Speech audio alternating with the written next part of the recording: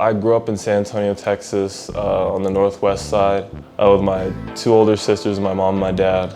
We all played basketball growing up, but they stopped at like middle school, and I'm the only one that kept going with it. My dad was like my first coach growing up. He coached my church league team.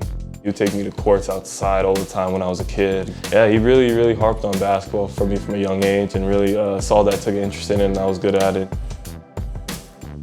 He basically taught me a lot of just about moving on to the next play, or just not really worrying about the mistakes I make on the court. That's just something that he really emphasized, because when I was a kid, I used to be really caught up in my mistakes and being really hard on myself. But he took me to the side one day and just said, like, you know, mistakes are gonna happen, you're a human being, like no one's perfect. You're gonna miss a shot, they're gonna miss a shot, but it's about who can make the least amount of mistakes and who can, you know, respond to adversity in the best way possible. So he is the one who really taught me that lesson. I went to college at the University of Minnesota. It was really cold, a lot different than growing up in Texas and stuff like that. And it was a struggle for my first year, just being away from home for the first time, away from my family, and always constantly worrying about them and stuff. After college, I didn't know where I was going to end up, to be honest with you. I would have loved to have been next to home. This was like the perfect situation for me to be next to my family and my sisters. So I had dreamed to come back to Texas, but I had no idea.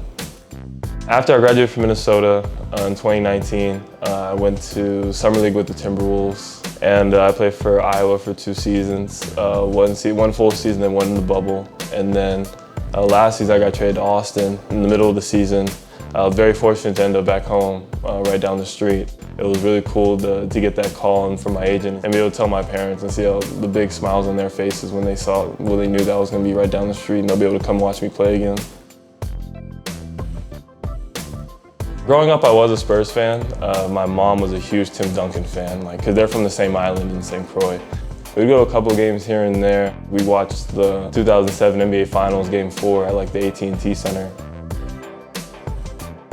For me, playing for the Spurs is a lot different, because I have a lot of pride in it, because I'm from the area, so I don't really play for just myself. But it's more just for representing the city, representing the culture, and just having that overall pride about playing for the Spurs, just because I've been watching them play forever. So it's a little different for me, because it really hits home for me.